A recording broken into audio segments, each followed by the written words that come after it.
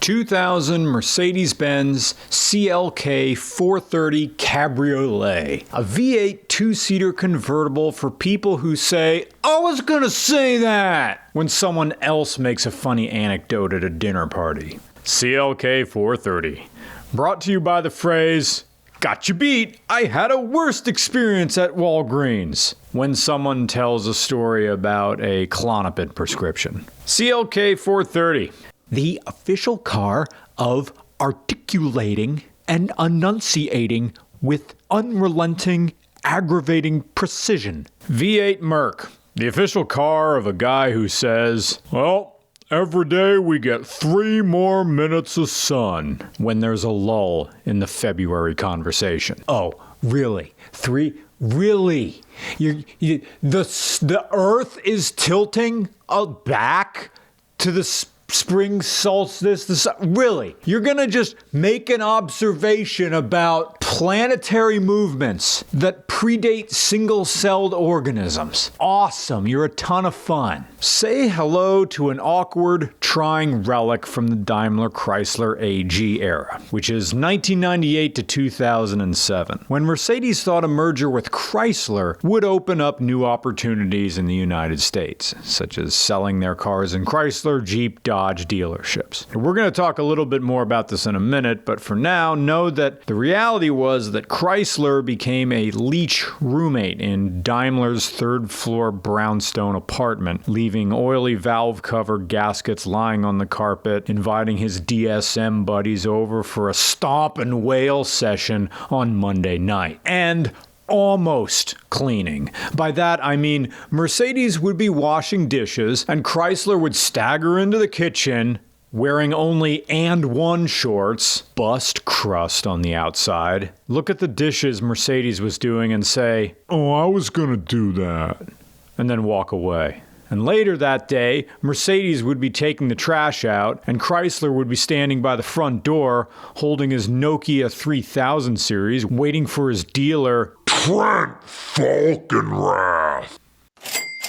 And Chrysler sees Mercedes with the white kitchen bag, straining from weeks' worth of Wawa sheets and Rofo takeout, because Chrysler never takes the trash out. All he does is push the trash down. "Oh, I was gonna do that." 9 years of this, and Mercedes in 2007 said, "Look, Chrysler, I'm not renewing the lease next year. You can take over the apartment if you want, but I'm leaving on my own, and I'm going somewhere else." And Chrysler didn't even look up from Mario Party 8 that he was playing alone on 2-player with the other controller on the floor. He says, "Well, if that's how it's gotta be, that's how it's gotta be." Today's episode of Regular Car Reviews is sponsored by LazFit. I clap my shoes a lot before getting into people's cars because I don't want salt and snow and everything going in. More specifically, I don't want debris from my feet getting underneath stock floor mats. And that's one of the problems that LazFit solves. These are 3D scanned floor mats made to fit perfectly into the footwells of contemporary cars. And when they do get dirty, they're easy to clean. Just take them off,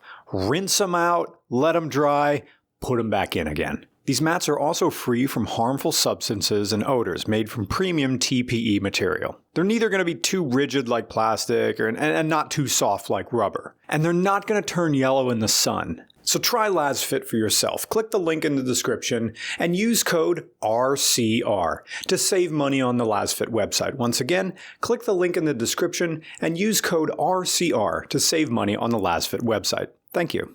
This 2000 CLK430, this was a model from when the Mercedes-Chrysler roommate-ship was still in its hopeful years. Mercedes had inklings that something is up, when instead of buying toilet paper, Chrysler just took the roll of paper towels into the bathroom. The 2000 CLK430 runs on the M113.943 4.3-liter V8 making 275 horsepower at 5,700 RPM and 295 pound-feet of torque at 3,000 RPM. That's good for 0 to 60 in about 6.5 seconds if the tires are warm. This V8 was also used in the E-Class W210, S-Class W220, and hotter variants of this V8 were used in AMG models. So you have an understressed, small block V8 in a 2-seat rear-wheel drive convertible with leather and an automatic transmission. Congratulations, Mercedes! You made an S197 Mustang. All that's missing is a bra and a compact disc of John Mellencamp's 1997 triple platinum compilation album, The Best That I Could Do. But this V8 luxury sports car is more luxury than sport. Soft leather abounds. Buttons go squish, not click. The steering wheel airbag enclosure looks like a pillow. And the accelerator pedal feels like you're stepping on a demo breast implant sample. But keep up with your chest stomp kink and this CLK430 will run the quarter mile in 16.2 seconds at 103 miles an hour. That's not bad for a car with a curb weight of 3,208 pounds. Give it about 1 minute of wide open throttle and this early retirement car will hit fuel cut at 155 miles an hour. Yep. If this thing was sold to a younger person in like 2009, oh, there would be some hideous modifications on it. Yep. All right, do what you do, Mercedes, merge. There it is.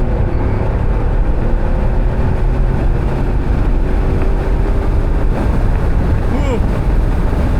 Nope, yeah. That's awesome. Is this CLK430 a wealthy person's car? Not really. It's a wealthy person's disposable fun car, but fun in a croquet way. Leisurely fun. Badminton fun. Lawn bowling fun. Cucumber sandwiches and weak mojitos fun. So casually fun, you can give this car away, as Dominic will now explain. Dominic, Brian, thanks for coming out. Thanks for having me. Dominic helped us out a lot with RCR. We filmed his Marauder, your K5 Blazer. Yes. Anything else, or was that it? My dad's BMW Yeah. and my Lincoln Town Car, L. Yeah. So this is number 5. This is the 5th time he's been on RCR. And Dominic, like my friend Lance, who you'll meet again, is one of the most skilled persons I know who knows how to find bargains. People like to say, oh, we can't get, like all cars are expensive now. It's like, yes, you can make that very, very well-worn anecdote, but you can still find bargains, and Dominic's proof of that. You found a V8 Mercedes. It was a SLK 430, right? CLK. It's okay. CLK. I'm learning too. CLK 430. Literally bought it yesterday. You drove from Chicago Yes. to the greater Baltimore area, Yes. and now we're here in the greater Philadelphia area. Correct. Tell me how you found this car. Well, I guess to tell you about this car, first we have to tell you about that car. So I work Uber. Just see the back of this car. Well, I picked up a couple from Chicago Midway Airport, and they walk to the back with the luggage and say, what's with the sticker, what's with the plate? So I say, hey, I like cars. I explain the reference to Roadkill, Carcraft, and how it's a bit satire to have that stuff on the back of the car. So we're talking, and he's like, oh, what do you have? And I said, oh, I have a BMW 7 that used to belong to my dad. And I said to the passenger, this is all while we're driving, what do you have? And he's like, oh, I have a CLK. That's all he said. And I was like, what, a 430? He's like, yeah. Like, I wasn't supposed to pick up on the last part. Yeah. And I was like, oh, that's cool. My dad had one. He did. He had a black one. Same year, same engine, same everything, except it was triple black. And he actually said, well, I just got into an accident with mine. I said, oh, that's unfortunate. What happened? He said, I was in a 3-car pileup, and the last car was a 2002 Honda that went under my car. And I actually started laughing. I didn't mean to sound terrible. I was like, he's like, what's funny? I was like, well, the accent's not funny, but I know what it looks like when a car's underneath another car. And I was like, it's just a funny sight. He's like, yeah, I guess that is funny. Like, so he said, well, insurance wants to total the car because there's damage underneath the trunk, but it looks and drives fine. I was like, well, if it was my car, I would just take a sledgehammer and just knock that down and then send it. I'd keep driving. Yeah. And before I knew it, I was helping him out with the luggage, and he just said, you know what, you just want the car? It's like, I'll just give it to you. Yeah. I was like, what? What? He's like, I'll just give it to you. And so I guess this was my tip for working Uber one day on the south side of Chicago. One owner car, and the guy gave it to his dad a couple years into ownership. Mm-hmm. The guy's father passed away, and then he took the car back. So maybe it's a little upsetting to see it. I don't know, but he said to me, he's like, I lost hope about this car until I met you. I mean, his tone changed. I was Really? like, oh, okay. It's going to be a fun one. I'm probably going to use it in the summer, my first convertible, and I have no plans to modify it whatsoever. Maybe make it look a little bit prettier, maybe fix the headlight bulb, but that's it. Just drive it as is. You drove Uber from Chicago Midway. You just struck up a good vibes conversation with the guy coming home. And then by the time you're taking the bags out of your Prius, the guy is offering you a free Mercedes. Yes. That's how it happened. Free car. You know, I love to make jokes about the Daimler era because this is Daimler era Benz, supposedly the low era. But I can't argue with free, man. So we need to fix a headlight bulb. Ooh. People are going to wonder about the damage in the trunk.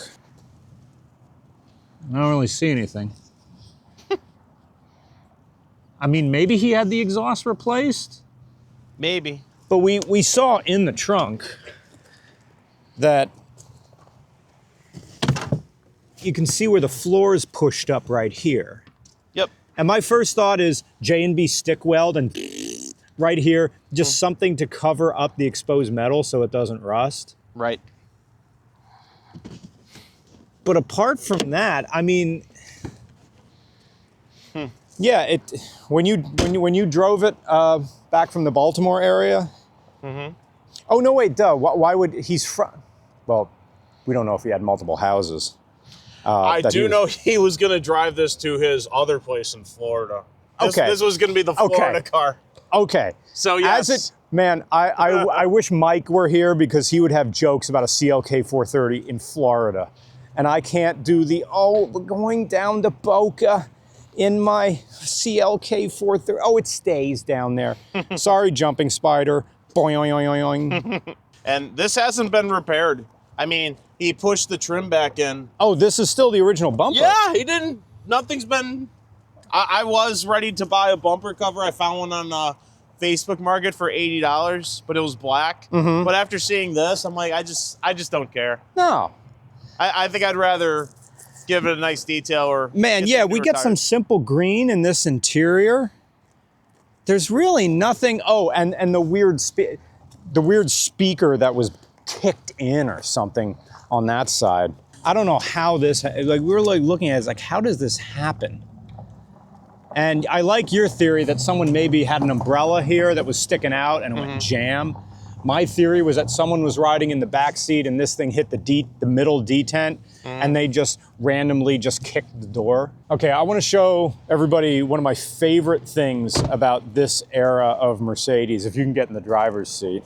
Oh man, this thing has heated seats? Yes, it does. Oh, hell yeah. Yes, it does. Is this the top? What is this button? So those are for the rear headrests back there. Oh, okay. So what happens, because this happened when my dad had one of these a long time ago, if it detects quote unquote crash mode, they will go up immediately. They're almost like a roll bar, and you can't get them back down unless you hold this for 5 seconds. So I guess it's a safety feature. Maybe if you're gonna do autocross, put them up. Yeah. Oh, I also found out that this thing does not have a brake safety. This thing will start without the foot on the brake. Yep. There. Old school. Yeah. So my favorite thing about these head units right here is that, yes, there is a six disc changer in the back, but there also is, if you go to press the tape button and then press, now if there's no tape in it, nothing will be there, but if you press eject, boom, secret tape deck in the 2000s. It also says close please exclamation point right there. And this was my gift to Dominic, the best of the birds. Thank you very much. And it sucks in. Maybe this has to be closed. All right, I'm gonna eject again and then put it in and then see if it starts playing without this up.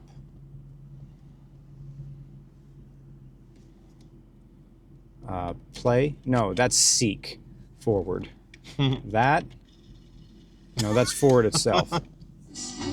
Okay, there it is playing. There's copyrighted music. And this is for your integrated car phone, which I think may be part of the head unit. It also works with the CDs. I learned that yesterday. So there's still 6 discs in the back. Yeah. And then if you want CD1, CD2, you push those. Interesting. Oh yeah, telephone, no phone. So all right, so the year 2000, that means this is made to work with like a Nokia brick phone or like an Ericsson flip phone. I think that stuff is right here still, the hookups. Oh, shit. Oh, fuck yeah. Do whatever. Oh, that's a modern. Is this just a broadcaster? I don't know what that is. I think this is a Bluetooth broadcaster. Oh, neat. Yeah. So sweet. So your phone's gonna work with the. Oh, wait a minute. Why is there a phone? Damn.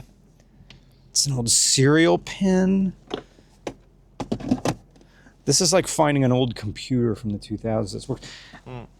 So your phone goes in here. Yeah. I think and there's what does that do? I think that was for a Motorola flip phone. Yeah. And then, now that I remember, all right, so, because like I said, my dad had one of these. So what you would do, you would put this through here. Now I remember. It's coming back to me. You have this right here. You have your Motorola flip phone, and you would charge it like this. Or you hook it up.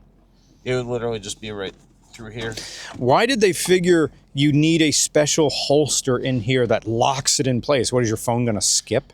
2000 Mercedes-Benz CLK430 Cabriolet. The official car of men who have power fantasies about kicking someone out at a dinner party. So let's talk about the merger again, because it's just so relevant to this car. In 1998, Daimler-Benz AG approached Chrysler about joining together in a merger of equals, because while Chrysler's reputation was declining like a maxed out credit card, it hadn't imploded yet. So I think the idea with Mercedes was that Chrysler would not only help them gain a stronger foothold in the American market, but help them understand that market. But the problem is that Chrysler didn't seem to understand the market themselves. They lived and died by the Jeep brand. Yet it wasn't even like it was their brainchild. They got it from AMC, who got it from Kaiser, who got it from Willys Overland. Chrysler hadn't had a good idea since the K car, or maybe since modernizing the minivan. And they were a good 5 years away from stow-and-go seating, which you could argue was their last good idea. Yet Jeep kept them in the conversation. Basically, Chrysler was a rock band that could still sell out shows by just playing the hits, because the nostalgia market was the only place where they were still relevant. All right, maybe it wasn't that bad for Chrysler yet, but outside of the Jeep brand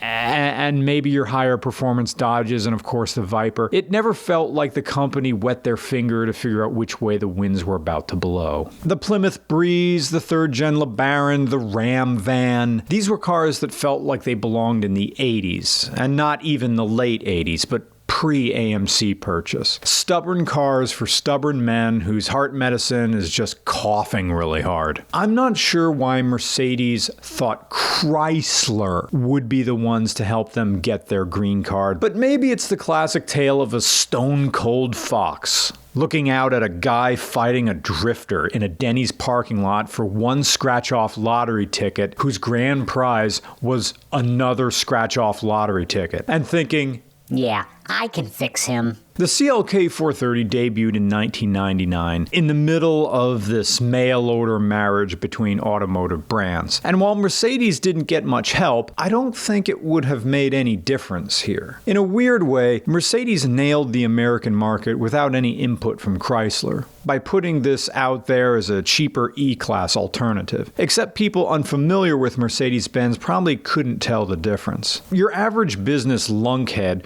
who wears a watch in the sauna isn't going to notice that this uses the cheaper platform of the W202 C-Class. And they use just enough of the W210 aesthetic to trick people who might have actually cared. This was a guy on Hinge who's 5'4", but is wearing lifts in all his profile pictures. The CLK430 was probably the world's first case of automotive catfishing. And I have a personal story about this car. Well, not this car, but the platform. My mom had a CLK430 compressor. Same car, but with a 2.3-liter four-cylinder and a Eaton-style supercharger on it. And I would drive that car around when I was home at my parents. And occasionally, I'd put gas in it, and I'd go down the sheets. And this one time, I pull up, I'm going into sheets, either use the bathroom or whatever, and this guy sees me pull up. And he's wearing, like, rings on his pinky finger, and then ring finger, and then middle finger. On both, he has 6 rings on. And he's fat,